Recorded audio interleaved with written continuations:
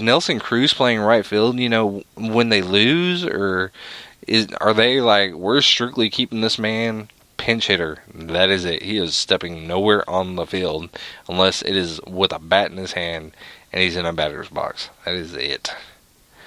Because if they're doing that, that's a smart move. If he's like, oh, trust me, guys, I can play. I don't know why he'd have a Russian accent or anything, but so.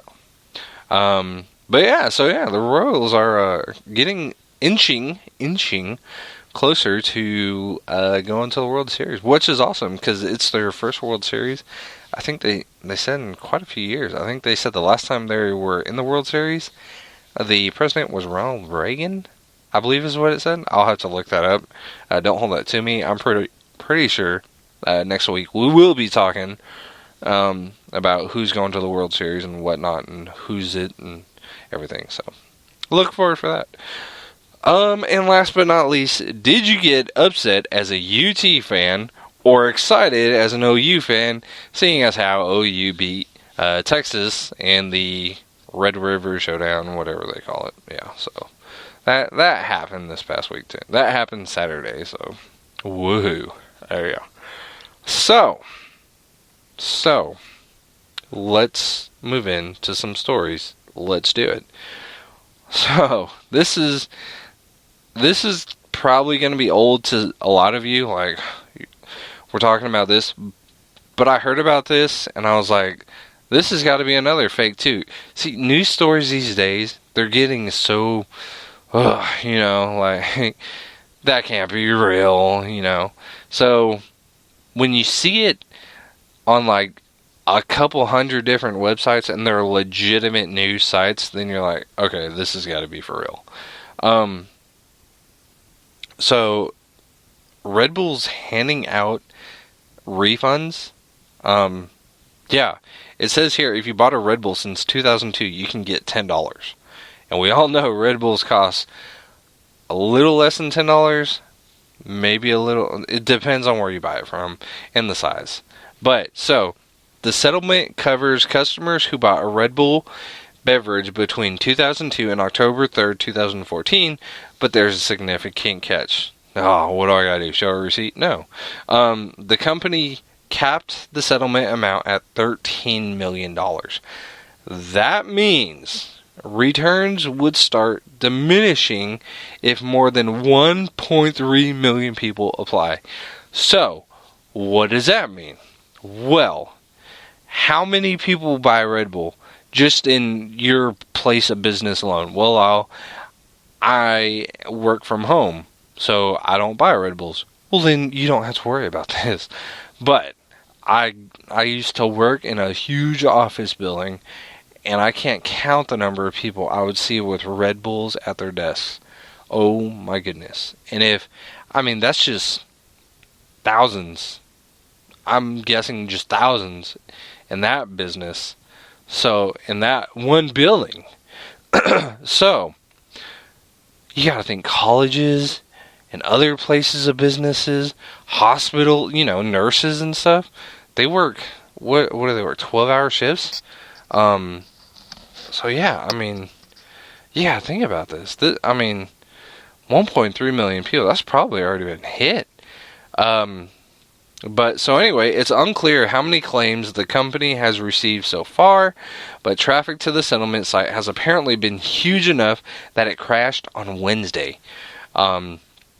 According to Time magazine, I guess. The site appeared to be operational on Thursday afternoon.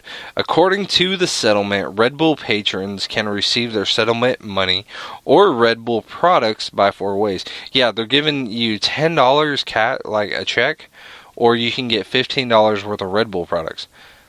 When I heard $15 worth of Red Bull products, I thought to myself, a 12-pack from Walmart of Red Bull. There you go.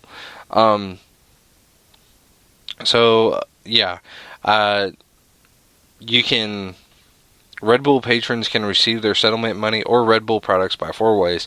Fill out a claim form on its website. Email the claim to Energy Drink Settlement at gcinc.com. Or fax the claim to, get a pen and paper ready, or just replay this part of the podcast. 844-533-1373. Or mail to Class Action Settlement Administrator at Energy Drink Settlement, COGCG, P.O. Box 35123, Seattle, Washington, 98124-5123. The deadline for applying for a refund or Red Bull products is March 2nd, 2015. Excuse me. So energy drink fans have plenty of time to get in their claims. In a statement emailed to CBS Money Watch, Red Bull said the company, quote, settled to avoid the cost and distraction of litigation since 1987. I didn't know Red Bull's been around this long. Since 1987, Red Bull's well-known trademark, Gives You Wings, has been used around the world and will continue to be used in association with its products. Red Bull denies any and all wrongdoing or liability. The settlement covers 2 consumer class action lawsuits that had been consolidated and were pending in the U.S. District Court for the Southern District of New York. Consumers sued the company alleging that the brand's marketing and labeling had mislabeled the safety and functionality of the beverage, safety and functionality of the beverage. Energy drinks have increasingly come under fire from health officials and scientists, of course.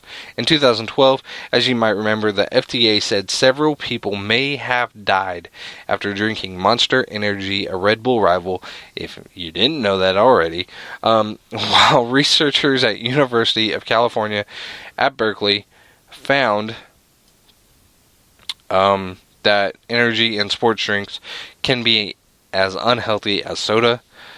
As for the cash reimbursement, Red Bull drinkers will receive, like I said, a check for $10, while people requesting products will get either Red Bull energy drink or Red Bull sugar-free, according to whichever one is picked by the consumer.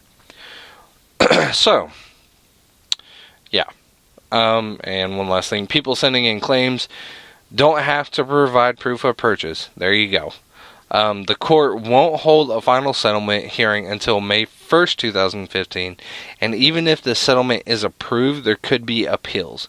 Payments will be sent out within 150 days after final approval of the settlement. That means the bottom line is that you may be waiting a very long time to receive the buzz of a $10 reimbursement. Some of you are like, I don't care. That's $10 back in my pocket that I've put forth to Red Bull. That's what is that? How much money do you think about it? Just think about it real quick. If you buy Red Bulls, and I know there's some out there who are like, I don't buy no Red Bulls. Okay. But if there are people out there who drink this stuff like it's water, how much money have you given to Red Bull? I mean, $10. Think about it. It's $10. I can understand if you've only bought one in your whole entire lifetime and you're like, I'm getting my money back because it didn't give me wings. That's okay. But those who have spent like, what, $500 a month, a year in Red Bulls alone? I mean, is $10 really worth it? Come on, really? I mean, maybe you need something more than $10. That's all I'm saying. That's all I'm saying. I'm just saying. Maybe you need something more than $10. Maybe you have issues elsewhere. Maybe Red Bull's not the cause. Maybe you don't need that much energy. Who knows? I don't know. So, there it is. So, yeah. So, with everything going on, we're going to talk about Ebola. Yes, I know. Ugh, okay. We're shutting off the podcast until you're done. Okay, so, I promise you this, it's worth it. So, one thing you probably should not do right now, if you plan on flying today, tomorrow, the next day, within the next week or month, while this whole scare is going on, don't make Ebola jokes on an airplane, okay? It's kind of like the bomb, jokes. I got a bomb, It's not funny. Apparently, this is pretty good. Apparently, there is a time and place for everything, but joking about the Ebola virus on a plane isn't funny. Sorry. A passenger on U.S. Airways flight. This is going to get great. 8:45 from Philadelphia to Punta Cana, Dominican Republic, reportedly sneezed. You already know where it's going, because you already know. And then said either, I've been to Africa, or I have Ebola. You're all screwed, reports vary. So much, I would probably be sitting behind him and just laughing. Because I'm like, there's no way this dude's been to Africa. It was meant as a joke, but airline officials took no chances. As soon as the plane landed in Punta Cana, a 4-man hazmat crew entered the plane in full gear to remove the passenger. The unnamed passenger protested that he's been kidding, but he was taken to a hospital where it was determined that, of course, he does not have Ebola, and had indeed never been to Africa. Furthermore, the other passengers on the plane were then released. So, I don't care how funny it is, you and I could find it funny, we could find it hilarious, you know, and I'm pretty sure the joke was mentioned over a cookout over the weekend with people over at your house watching football or something. Somebody probably sneezed or coughed and mentioned those words, I have Ebola, right? And everybody laughed. Tom's so stupid, you idiot, you know. But there was probably one person at that party who got upset and said, no, I'm going home. That is not right. And he could have it and whatever, right? I'm right? It happened. I wasn't even there and I already know. So anyway, that's crazy if the guy's actual name was Tom too, right? But I'm good, man. Watch it. So, so don't make Ebola jokes on airplane. That's all I'm saying. That's all we're saying about it. So, there you go. Milking champion set a new record. Yeah, get your squeezers ready, because if you want to beat this guy, in 2008, Gunther Wall set the world record for milking a cow at 2 liters in 2 minutes. Yeah. In 2012, Maurizio Pechetta smashed that record. Not like, you know, he was milking, he didn't smash anything, but by getting 4.5 liters, and recently, here it is, at the 2014 World Cow Milking Championship, this is real, they take this, and they're for real with it, just like cup stacking is real. Apparently, this is in Lena, Italy, and it happened last week.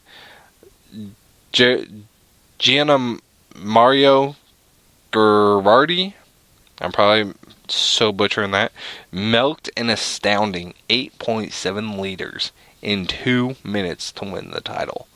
Yeah, so those of you who milk cows by hand, if you can do 9 liters in 2 minutes, you can go to Italy and enter yourself in this championship and be a new world champion at squeezing udders. There you go.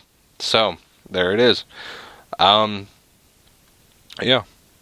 So, so a bear got revenge on a hunter. Well, how is that possible? Well, it happened. I promise. A hunter in Russia shot and wounded a bear in the backside. Ouch. You really, that's bad. The hunter and his companions pursued the bear, but lost track of it. They then returned to where they parked their cars. The hunter who shot the bear found his vehicle had been trashed by the bear. Yeah, that bear, you gonna shoot me? Alright. Oh, I saw your car. I know what you drove. The Ford was dented and scratched, the rear bumper was torn off, and the interior upholstery was ripped to shreds. 2 other cars belonging to the hunter's companions were untouched, completely unharmed. Could the bear have known which car belonged to the man who shot it? Let that be a question around the water cooler today. It's not a riddle. This is like for real. This is legitimate. You can look this news story up. This